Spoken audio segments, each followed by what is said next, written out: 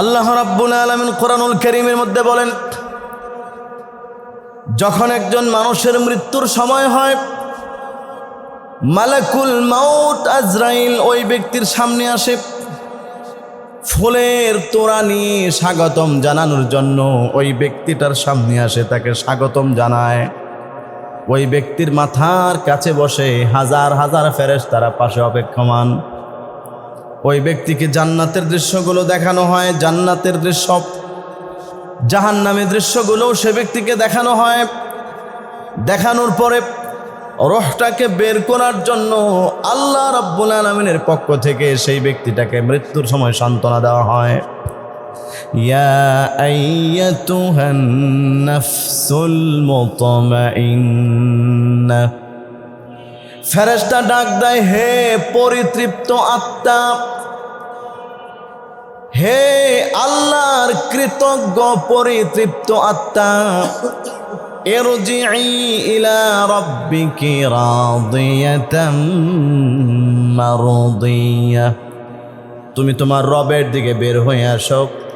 তোমার রব আল্লাহ রাব্বুল আলামিন তোমার প্রতি সন্তুষ্ট হয়ে গিয়েছে।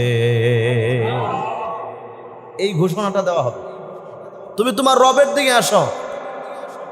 তোমাকে জানটা যে কবজা করব, মৃত্যু যে তোমাকে দিব, তোমার রূহটা বের করে তোমাকে তোমার রবের কাছে নিয়ে যাব, আল্লাহর কাছে নিয়ে যাব। বের হও।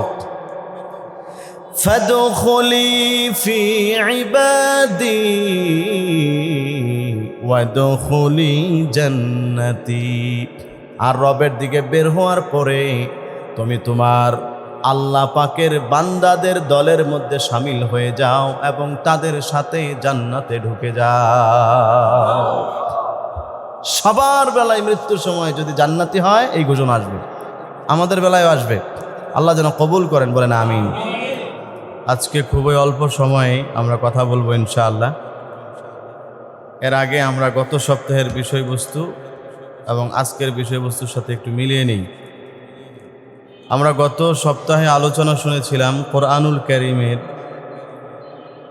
সূরাতুল বাকারা এর 21 এবং 22 নম্বর আয়াতে আল্লাহ তাআলা কোরআনের সর্বপ্রথম আদেশ, সেটা হচ্ছে, হে পৃথিবীর মানব সম্প্রদায়, তোমরা তোমাদের রবের ইবাদত করো যিনি তোমাদেরকে সৃষ্টি করেছেন। এটা ছিল আল্লাহর প্রথম আদেশ। এবং আল্লাহ রাব্বুল আলামিন রবের পরিচয় দিয়েছেন যে রব হচ্ছেন তিনি, যিনি তোমাদের জন্য আসমানকে ছাদ বানিয়েছেন, জমিনকে বিছানা বানিয়েছেন এবং আসমান থেকে রিজিক দেওয়ার জন্য আল্লাহ তাআলা বৃষ্টি বর্ষণ করেছেন। এরপরে আল্লাহ রাব্বুল আলামিন বলেন কোরআনুল কারীমের সর্বপ্রথম নিষেধ বিষয় যে তোমরা কখনোই আল্লাহর সাথে কাউকে শরীক করো না। এই দুইটা বিষয় আমরা গত সপ্তাহে আলোচনা শুনেছি। আজকের যে বিষয় আল্লাহ তাআলা সেখানে বলতেছেন সেটা হচ্ছে কোরআনুল কারীম নিয়ে। এই যে কোরআনুল কারীম আল্লাহ প্রদত্ত, মানুষকে হেদায়েতের দিকে দিক নির্দেশনা দেওয়ার জন্য আল্লাহ প্রদত্ত একটা কিতাব।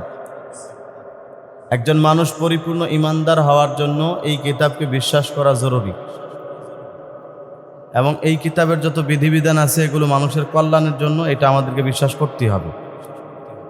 এই ব্যাপারে কারো কোনো রকম সন্দেহ যদি থাকে তাহলে সে ঈমানদার থাকতে পারবে না, সাথে সাথে বেঈমান হয়ে যাবে। এবং কোরআনুল কারীমের এই সূরা বাকারার একেবারে শুরুতেই আল্লাহ তাআলা এই ঘোষণা দিয়েছেন যে এটা এমন একটা কিতাব যার মধ্যে কোনো রকম সন্দেহ নাই, সন্দেহের অবকাশও নাই। এই ঘোষণা আল্লাহ তাআলা দিয়েছেন। কিন্তু এখানে আমাদেরকে একটা জিনিস বুঝতে হবে, কোরআনুল কারীমের মধ্যে আল্লাহ বলছেন কোনো সন্দেহ নাই, কিন্তু সন্দেহকারী অর্থাৎ কোরআনের ব্যাপারে সন্দেহ পোষণ করে এইরকম মানুষ কিন্তু পৃথিবীতে অভাব নেই। এই জন্য আল্লাহ বলছেন আমার কিতাবে সন্দেহ নাই, কিন্তু সন্দেহ করে এমন মানুষের অভাব নাই। এরকম মানুষ বহুত আছে, কিন্তু আল্লাহ তাআলা চ্যালেঞ্জ করছেন। ক্বালাল্লাহু তাআলা وَإِن كُنتُمْ فِي رَيْبٍ مِّمَّا نَزَّلْنَا عَلَى عَبْدِنَا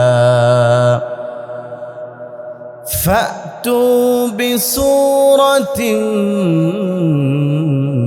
من مثله وادعوا شهداءكم من دون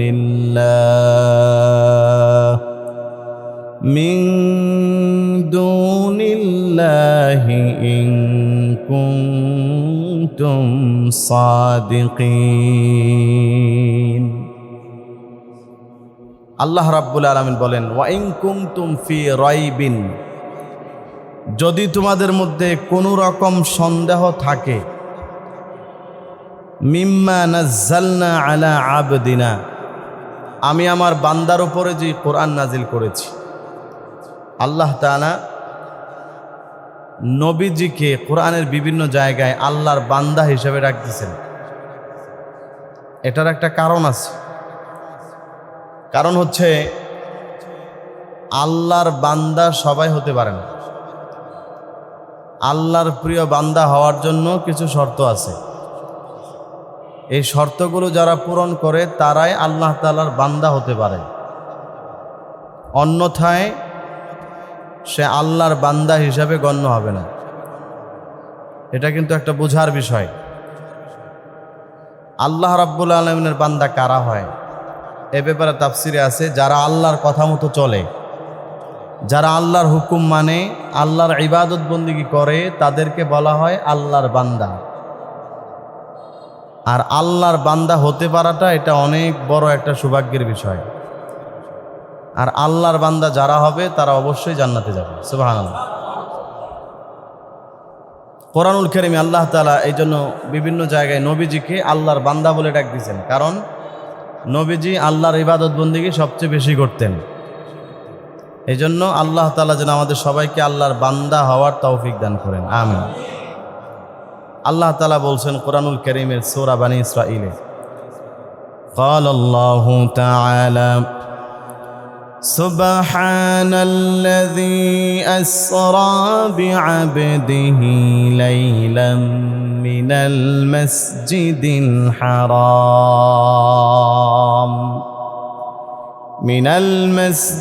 الحرام إلى المسجد الأقصى الذي باركنا حوله لنريه من آياتنا إنه هو السميع البصير। আমার ভাইরা, আল্লাহ রাব্বুল আলামিন বলেন সমস্ত পবিত্রতা সেই মহান রবের জন্য যিনি তার বান্দাকে মেরাজের রাতে মসজিদে হারাম থেকে মসজিদে আকসা পর্যন্ত ভ্রমণ করিয়েছেন। বলেন সুবহানাল্লাহ।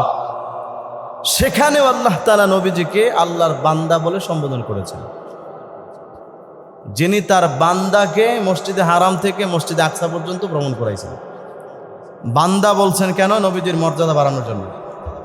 কারণ বান্দা বললে মর্যাদা কমে না, বান্দা বললে মর্যাদা বাড়ে। কারণ হচ্ছে আল্লাহর বান্দা সেই হতে পারে যে আল্লাহর ইবাদত করে, আর যে আল্লাহর ইবাদত করে না তাকে আল্লাহর বান্দা বলে না। সে দুনিয়ার মানুষের গণনা অনুযায়ী আল্লাহর বান্দা হতে পারে, কিন্তু প্রকৃতপক্ষে আল্লাহর বান্দা না। আল্লাহর বান্দা হলে কেমন লাভ শুনেন। আল্লাহ রাব্বুল আলামিন কোরআনুল কারীমের মধ্যে বলেন,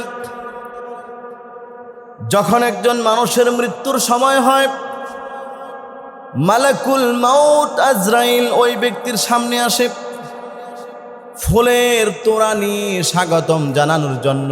ওই ব্যক্তিটার সামনে আসে, তাকে স্বাগতম জানায়।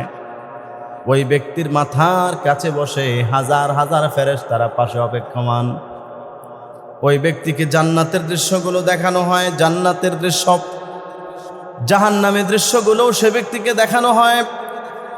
দেখানোর পরে রূহটাকে বের করার জন্য আল্লাহ রাব্বুল আলামিনের পক্ষ থেকে সেই ব্যক্তিটাকে মৃত্যুর সময় সান্ত্বনা দেওয়া হয়। ইয়া আইয়াতুহান নাফসুল মুতমাইন্না, ফেরেশতা ডাক দেয়, হে পরিতৃপ্ত আত্মা, হে আল্লাহর কৃতজ্ঞ পরিতৃপ্ত আত্মা, ইরজিই ইলা রাব্বিকি রাদিয়াতাম মারদিয়া, তুমি তোমার রবের দিকে বের হয়ে আসো। তোমার রব আল্লাহ রাব্বুল আলামিন তোমার প্রতি সন্তুষ্ট হয়ে গিয়েছে। এই ঘোষণাটা দেওয়া হবে, তুমি তোমার রবের দিকে আসো। তোমাকে জানটা যে কবজা করব, মৃত্যু যে তোমাকে দিব, তোমার রূহটা বের করে তোমাকে তোমার রবের কাছে নিয়ে যাব, আল্লাহর কাছে নিয়ে যাব। বের হও। ফাদখুলি ফি ইবাদি ওয়াদখুলি জান্নাতি। আর রবের দিকে বের হওয়ার পরে তুমি তোমার আল্লাহ পাকের বান্দাদের দলের মধ্যে শামিল হয়ে যাও এবং তাদের সাথে জান্নাতে ঢুকে যাও। সবার বেলায় মৃত্যুর সময় যদি জান্নাতি হয় এই ঘোষণা আসবে, আমাদের বেলায়ও আসবে। আল্লাহ যেন কবুল করেন, বলেন আমিন।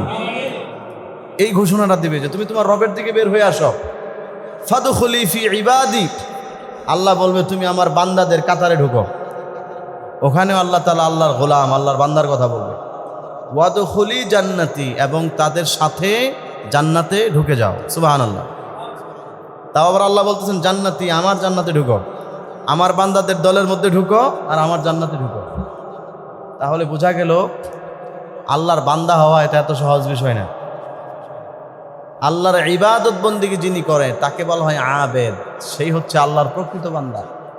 এজন্য আল্লাহ তাআলা কোরআনে নবীজির ব্যাপারে বলছেন যে নবীজি আমার বান্দা। আমাদের কারো ব্যাপারে বলা হয় না যে আমরা আল্লাহর বান্দা। এজন্য আমাদেরকে চেষ্টা করতে হবে আমরা যেন আল্লাহর বান্দা হতে পারি, কারণ যদি আল্লাহর বান্দা হতে পারি তাহলে নিশ্চিত জান্নাত। সুবহানাল্লাহ। এজন্য আল্লাহ রাব্বুল আলামিন বলেন, ওয়া ইন কুনতুম ফি রাইবিম মিম্মা নাযালনা আলা আবদিনা, যদি তোমরা আমি আমার বান্দার উপরে, আমি আমার প্রিয় বান্দা মুহাম্মদুর রাসূলুল্লাহ সাল্লাল্লাহু আলাইহি ওয়াসাল্লামের উপরে যেটা নাজিল করেছি অর্থাৎ কোরআন, এ ব্যাপারে যদি কোনো সন্দেহ থাকে, ফাতু বিসূরাতিম মিন মিসলিহি, তাহলে যদি সম্ভব হয় এই কোরআনের মতো ছোট্ট একটা সূরা তোমরা বানায়া দেখাও। বলেন সুবহানাল্লাহ। আল্লাহ চ্যালেঞ্জ করতেছেন, ফাতু, নিয়ে আসো, বিসূরাতিন, এখানে যে সূরাতুনের মধ্যে তানবিন আছে এটার অর্থ হচ্ছে একদম ছোট্ট। কোরআনের তো অনেক বড় বড় সূরা আছে, বড় সূরা লাগবে না, একদম ছোট্ট থেকে একটা ছোট্ট সূরা পারলে তোমরা বানায় দেখাও। যদি কোরআনের ব্যাপারে কোনো সন্দেহ থাকে যে এটা মানব রচিত কিতাব, কারণ আরবের কাফেররা এটা বলতো, নবীজি যখন তিলাওয়াত করতেন তখন তারা বলতো যে এটা মানুষের বানানো কিতাব, এটা কবিতা, এটা জাদুর কিতাব। কারণ হচ্ছে কোরআন এটা শুনলেই মানুষকে জাদুর মতো ধরে ফেলে, এটা কোরআনের বৈশিষ্ট্য। একজন কাফেরও যদি মনোযোগ দিয়ে কোরআন শুনে তাহলে সে অটোমেটিকলি কোরআনের প্রেমে পড়ে যাবে, কোরআন তাকে ধরে ফেলবে। এটা জাদুর মতো কাজ করে এবং বাস্তবতাও তাই। এখন তো বিষয় হচ্ছে আমরা যারা তিলাওয়াত করি তাদের মধ্যেও সেই তিলাওয়াত করার মতো যেই যোগ্যতা দরকার ওইটা নাই, যেভাবে পড়া দরকার সেটা নাই। এজন্য যারা শোনে এজন্য তাদের মধ্যেও ওই রকম একটা ফিলিংস আসে না। কিন্তু মূলত কোরআনুল কারীম এরকম। আমাদের বর্তমান পৃথিবীতেও এমন অনেক ইমাম সাহেব আছে যে দেখবেন আপনি 1 ঘন্টা নামাজ পড়াবে, মুসলমানদের মধ্যে কোনো বিরক্তি আসবে না, অটোমেটিক তিলাওয়াত তাকে ধরে ফেলে। এবং যদি সে কোরআনের অর্থগুলো বুঝে অটোমেটিক সে নামাজে দাঁড়ায় দাঁড়ায় কাঁদতে থাকবে, অটোমেটিক তার দিল নরম হয়ে যাবে। এটা জাদুর মতো, জাদু করলে যেরকম মানুষকে জাদুয়ে ধরে ফেলে, কোরআন মানুষকে এরকম ধরে ফেলে। এই জন্য কাফেররা বলতো এটা জাদুর কিতাব।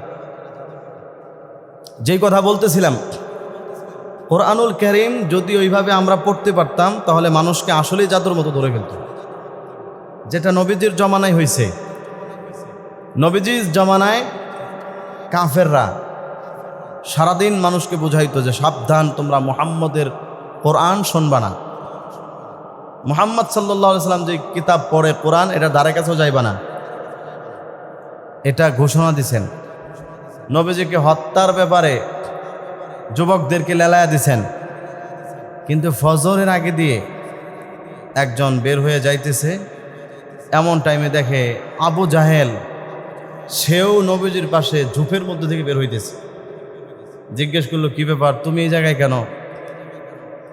ধরা খেয়ে গেছে, কিছু করার নাই, সবাই একজন একজনের সামনে পড়ে গেছে।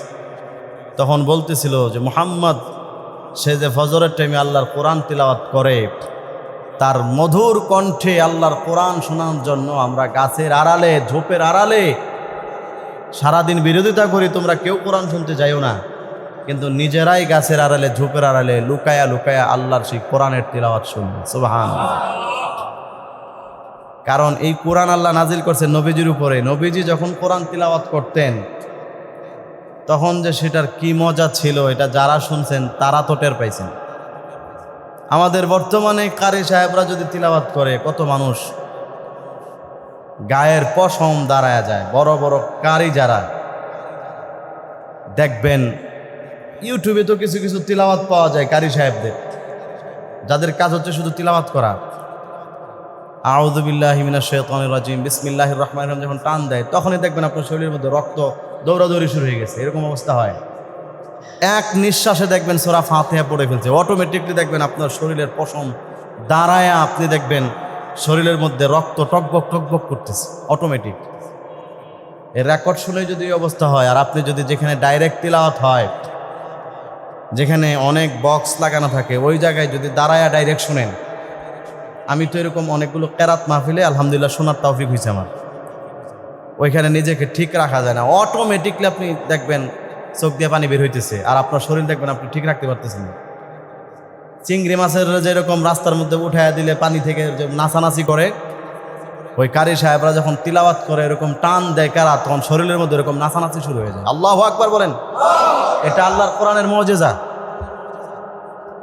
কারি আব্দুল বাসেত রহমতুল্লাহি আলাইহি, আল্লাহ ওনাকে জান্নাত দান করুক, তেলাওয়াত শুনে দেখবেন, এই কানের মধ্যে আঙ্গুল দিয়া যখন তেলাওয়াত টান শুরু করে, আপনি শুনে দেখবেন, আজকে বাড়ি থেকে শুনবেন রাতে, আপনি দেখবেন, শুনে দেখবেন, নিরিবিলি শুনে দেখবেন, মনটাকে ফ্রেশ করে 5 মিনিট 10 মিনিট শুনবেন, দেখবেন অটোমেটিকলি চোখ দিয়ে আপনার পানি পড়তেছে, আপনার বলা লাগবে না। এটা জাদুর মতো মানুষকে ধরে ফেলে। জাদু করলে মানুষকে যেরকম বশ করে ফেলে, আল্লাহর কোরআনও মানুষকে এরকম বশ করে ফেলে। এটা এমন একটা কিতাব, এজন্য কাফেররা বলতো এটা জাদুর কিতাব। কাফেররা বলতো নবীজি যা পড়ে এগুলো জাদু মন্ত্র। এজন্য আল্লাহ রাব্বুল আলামিন বলেন, এটা কোনো জাদু মন্ত্র নয়, এটা কোনো কবির কবিতা নয়, এটা কোনো জাদুকরের মন্ত্র নয়, বরং এটা হচ্ছে আমি আরশের মালিক, যিনি আসমান বানাইছেন, জমিন বানাইছেন, জান্নাত বানাইছেন, জাহান্নাম বানাইছেন, সেই মহান রব্বুল আলামিন আল্লাহ পাকের কথা। কোরআন এটা সরাসরি আল্লাহর কথা। এই কথাগুলো আল্লাহ বলতেছেন। এখন তো আমরা আল্লাহর কথা থেকে সরাসরি শুনি না, কিন্তু সেই আল্লাহর কথাগুলো আমরা আপনাদেরকে পড়ে শোনাইতেছি। এটা মনে করতে হবে যে এই কথাগুলো আল্লাহ তাআলা বলতেছেন, আমি পড়তেছি, আপনি পড়তেছেন, কিন্তু এই কথাগুলো আল্লাহ বলতেছেন।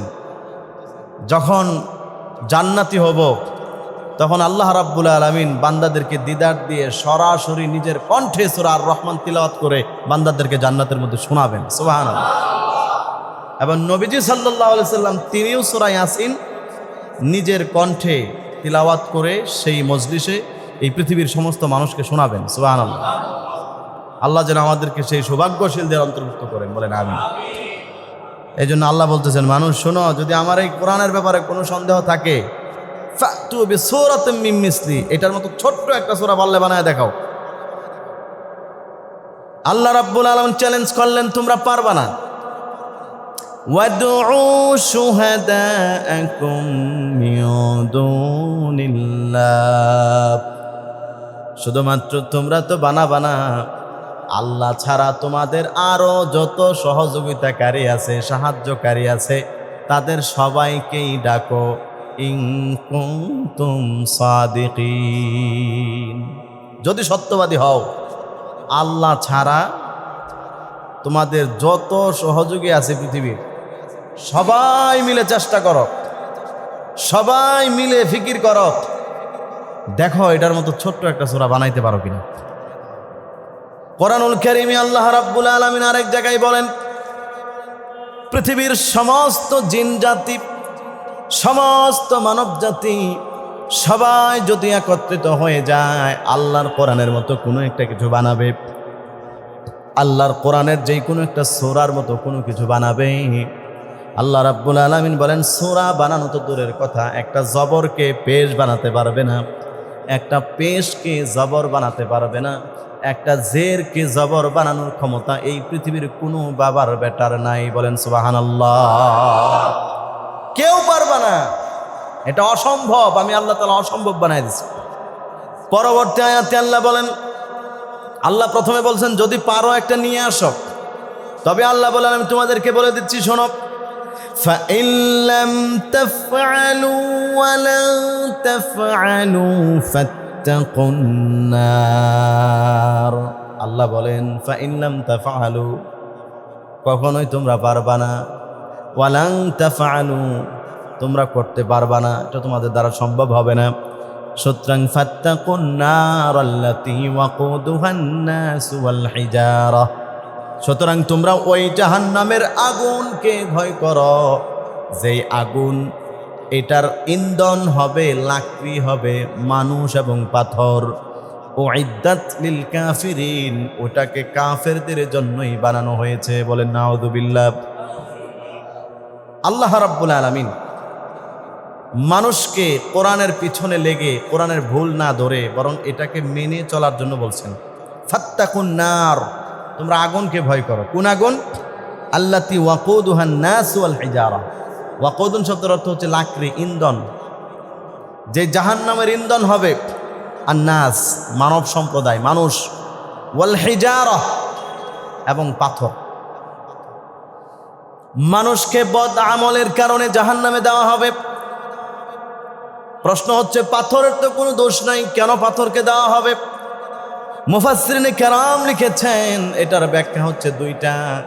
এক নাম্বার ব্যাখ্যা, আল্লাহ রাব্বুল আলামিন পৃথিবীর সব পাথরকে জাহান্নামে দিবেন না, বরং ওই পাথরগুলোকে জাহান্নামে দেওয়া হবে কাফেররা যেই পাথরগুলো কেটে মূর্তি বানাতো।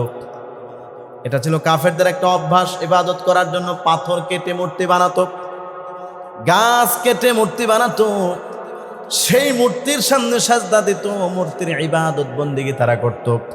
আল্লাহ রাব্বুল আলামিন বলেন জাহান্নামের মধ্যে ওই সমস্ত পাথরগুলোকে দেওয়া হবে যেই পাথরগুলোকে কেটে তারা মূর্তি বানাতো, ওই পাথরগুলোকে জাহান্নামের মধ্যে দেওয়া হবে। তার মানে আল্লাহ তাআলা বোঝায় দিলেন কাফেররা শোনো, জাহান্নামের আযাব থেকে তোমরা তো বাঁচতে পারবাই না, তোমরা যেই প্রভুর ইবাদত করো পাথর দিয়ে বানায়া, তোমারও জাহান্নামে দিমু আর তোমার ওই প্রভুর সহ দোনোটারে জাহান্নামের মধ্যে আল্লাহ তাআলা বানাবেন। এটা আল্লাহ তাআলা বলছেন ওয়াকুদুহান নাস ওয়াল হিজারা, যে জাহান্নামের আগুন হবে, জাহান্নামের ইন্ধন হবে মানুষ এবং পাথর। তার মানে যেই মানুষে মূর্তির পূজা করতো ওই মানুষও জাহান্নামে যাবে, আবার যেই মূর্তি পাথর দিয়ে বানাইছে ওই মূর্তিরও জাহান্নামে দিবে। দুটোটাকে আল্লাহ তাআলা জাহান্নামে দিবেন। মুফাসসিরিনে কেরাম দ্বিতীয় নাম্বার ব্যাখ্যা লিখেছেন পাথরকে আল্লাহ তাআলা জাহান্নামে দিবেন, এটার অর্থ হচ্ছে লাকড়ি চুলার মধ্যে দেওয়ার পরে চুলার মধ্যে আগুনের তীব্রতাকে বাড়ানোর জন্য, তেজ বাড়ানোর জন্য যেরকম হালকা লাকড়ি দেওয়া হয়, অনেকে যেরকম কেরোসিন তেল দেয়, অনেকেই যেই শোলা লাকড়ি আছে, ধৈঞ্চা আছে, ওগুলো দেয় আগুন যেন তাড়াতাড়ি জ্বলে। আল্লাহ বলেন জাহান্নামের মধ্যে আগুনের তীব্রতাকে বেশি থেকে বেশি বাড়ানোর জন্য আমি আল্লাহ রাব্বুল আলামিন যেই লাকড়িগুলো ব্যবহার করব সেগুলোর নাম হচ্ছে পাথর। পাথর দিয়া তারপর আমি জাহান্নামটাকে জ্বালাবো, পাথর দিয়া তারপরে জাহান্নামটাকে আগুন আর আগুন দিয়ে আমি আল্লাহ তাআলা বাড়াইতেই থাকবো, বাড়াইতেই থাকবো। এজন্য আল্লাহ তাআলা কোরআনুল কারীমের মধ্যে বলেছেন যেহেতু আল্লাহ তাআলা পাথর দিয়ে জাহান্নামকে উত্তপ্ত করবে, জাহান্নামের আগুনকে বাড়াবে, এই ঘোষণা শোনার পর থেকেই পৃথিবীর সমস্ত পাথরেরা আল্লাহর আযাবের ভয়ে কান্নাকাটি করে। সব পাথর জাহান্নামে যাবে না, এই সূরা বাকারার মধ্যে আল্লাহ রাব্বুল আলামিন মানুষের সম্পর্কে আলোচনা করতে গিয়ে বলেন, মানুষ, এই পৃথিবীর পাথরগুলোর মধ্যে এমন পাথর আছে যারা 24টা ঘন্টা আল্লাহর আযাবের ভয়ে কান্না করে, আর তোমার চোখ দিয়ে তো কখনো পানি বের হয় না। এই পৃথিবীর পাথরের মধ্যে এমন পাথর আছে যারা ইয়াহবিতু মিন খাশিয়াতিল্লাহ, আল্লাহর ভয়ে পাহাড়ের উপর থেকে ঝর্ণার পানি হইয়া গড়ায় গড়ায় নিচে পড়তে থাকে।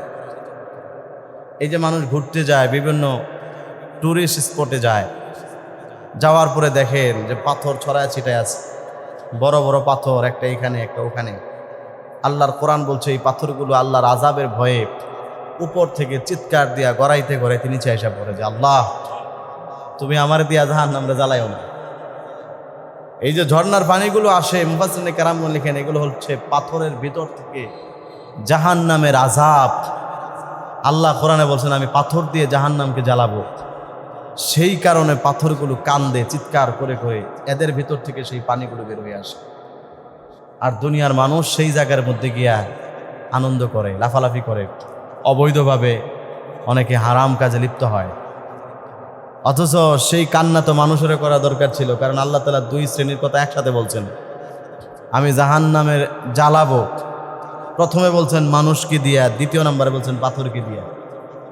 পাথর ঠিকই কাঁদতেছে, কান্না করতে করতে ঝর্ণা বহায় দিছে। নয়তো দেখেন সারা বছরে পাহাড়ের ভেতর থেকে পানি কোত্থেকে আসে?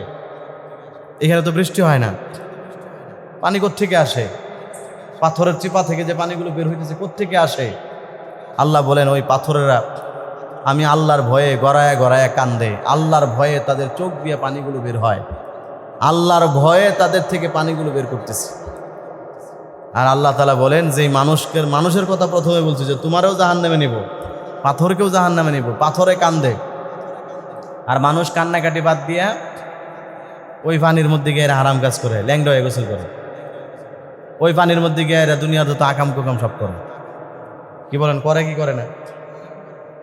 যত জায়গায় ঝর্ণা আছে ওখানে গিয়ে দেখবেন ছেলে মেয়ে অবাধ মিলামেশা, বেপরদাভাবে নাচানাচি, গার্লফ্রেন্ড বয়ফ্রেন্ড নিয়ে ঘুরতেছে অবৈধভাবে, হারাম কাজ, জিনা ব্যভিচার, সেগুলো পাহাড়ের ভিতরে ঢুকে ঢুকে করতেছে।